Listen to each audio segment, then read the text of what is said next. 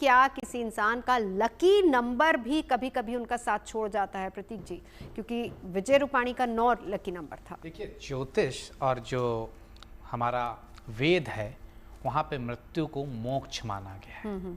हम जरूर खराब मानते हैं और आप अमूमन देखिएगा, मतलब ये रियल केस में आपको बता रहा हूँ, अगर आप 100 बड़े सेलिब्रिटीज़ की भी अगर कुंडली उठा लें तो आप पाएंगे कि उनका जो लकी नंबर था या जो बर्थ नंबर था और जो डेथ नंबर है या तो फ्रेंडली है या वो एक है।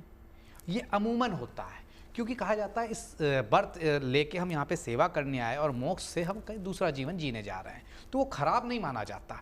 तो अगर आप जो ये जैसे आपने प्रश्न किया, इसलिए मैं इसका सिर्फ जवाब देना चाहता था कि ऐसा नहीं होता है कि जो आपका लकी नंबर है उस पर आपकी डेथ, ये क्योंकि सांसारिक सुखों के अनुसार आप देखेंगे तो खराब चीज़ है।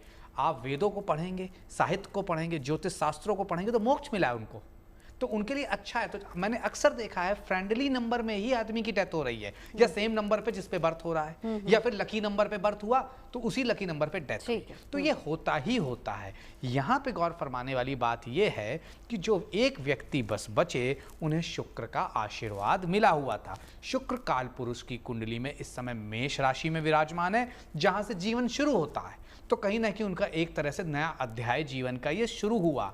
और अगर उनके सम को भी देखा जाए, 369 फ्रेंडली नंबर होते हैं, 11A को भी सम किया जाए तो भी 3 आता है। तो इस वजह से कहीं ना कहीं थोड़ा आशीर्वाद मिला। लेकिन इन जनरल अगर आप देखेंगे, उसी के पीछे ही वाली सीट पे विजय रूपाणी साहब थे, लेकिन नहीं रहे। तो यही सब ग्रहों का ताना बाना है, जिसे हमें गहराई से जब आप समझेंगे तो सारे आंसर मिलते हैं।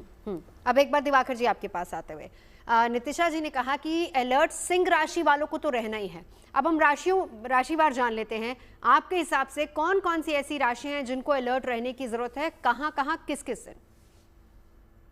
देखिए, जो ग्रह हैं वो एक के लिए नहीं है, क्योंकि जिस प्लेन की दुर्घटना हुई है उसमें सभी राशि के और सभी लग्न के लोग, लेकिन प्रेडिक्शन पर थोड़ा सा विचार कर रहे हैं कि डायरेक्शन कि भारत के उत्तर पश्चिमी क्षेत्र में, साथ में ये देखना जरूरी है कि बड़े मास में लोग खत्म हो जाएंगे।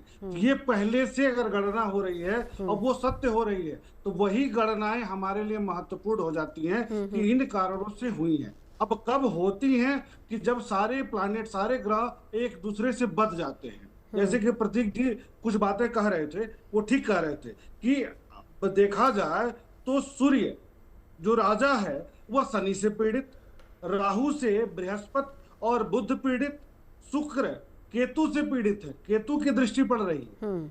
ऐसी स्थिति में शायद ही कोई ग्रह ऐसा नहीं बच रहा है कि जो आपस में गुथा हुआ नहीं है। उसमें चंद्रमा पर केतु की दृष्टि पड़ गई, चंद्रमा भी खराब हो गया। तो ऐसे में जब एक साथ बहुत लोग यात्रा करते हैं और उसमें भी चंद्रमा के विपरीत यात्रा करते हैं, तो सावधानी बरतनी चाहिए। और यही स्थिति बन गई थी। 28 जुलाई तक कहां कहां आपको लग रहा है, कौन कौन सी तिथियां जिस दिन अलर्ट रहना है? हम बता रहे हैं। अब इसमें क्या है कि अभी तक क्या था कि जब सूर्य का परिवर्तन वृष राशि में हुआ तो वो दक्षिण पूर्वी क्षेत्र को पकड़ा।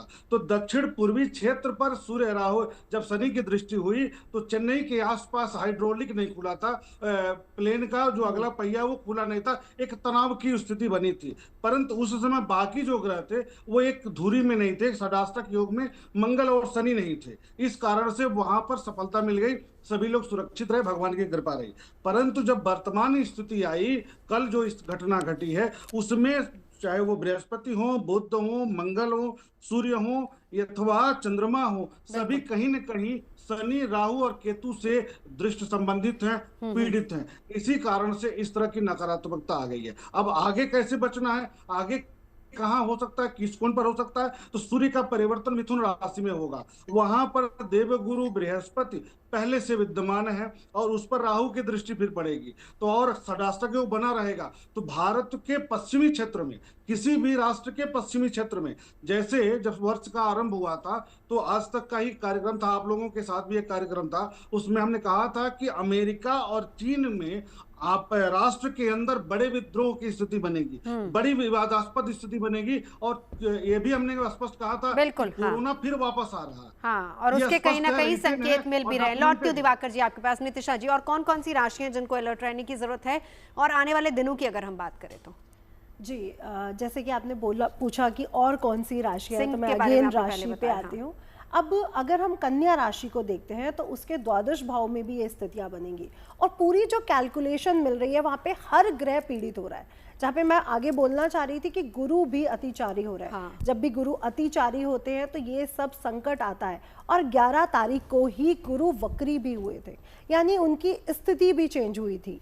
अब शनि भी आगे जाकर के रेट्रोग्रेड वक्री हो जाएंगे, तो शनि की जो राशियां जिसपे हम साढ़े सातिका और ढैया का इम्पैक्ट देख रहे हैं, क्योंकि उसमें सिंह राशि आती है, उससे अगली राशि अगर मैं बात करूं तो मकर राशि, कुंभ राशि, मीन राशि और मेष राशि, ये 5 राशियां हैं जिनको बहुत संभल कर रहने की ज़रूरत है। और अगर मैं नंबर्स की बात करूं तो स्पेशली 9 नंबर तो हम देख ही रहे हैं, और 8 नंबर, 7 नंबर क्योंकि केतु और शनि का है, इसके साथ साथ 4 नंबर भी और 3 नंबर भी, क्योंकि 3 नंबर भी इस समय बहुत अच्छे इम्पैक्ट लेकर के नहीं जुड़ा हुआ। गुरु एक शुभ प्लैनेट है, प्रॉस्पेरिटी भरा हुआ प्लैनेट है, वो अतिचारी होगा तो कुछ ना कुछ ऐसी चीज़ें घटित होती ही रहेंगी, जैसे प्राकृतिक आपदाओं का आना, या फिर हम देखेंगे अभी मौसम से संबंधित चेंजेस देखना। अभी आपने मानसून की अभी न्यूज़ पढ़ रहे थे आप, तो मानसून जल्दी आ रहा है। अभी हम देखेंगे कि बिजली से संबंधित, जो आसमान से बिजली गिरने वाली होती है क्योंकि वो भी मंगल है, उससे संबंधित घटनाएं भी हमें देखने को मिलेंगी। तो ये सब चीज़ें होने के चांसेस अभी आगे बन रहे हैं, जिसमें हवाई दुर्घटनाओं के साथ साथ जल से संबंधित, क्योंकि शनि महाराज का गोचर कहाँ है, जलीय राशि में है, तो जल से संबंधित चीज़ें भी अभी होंगी और सरकार से संबंधित घटनाएं होना।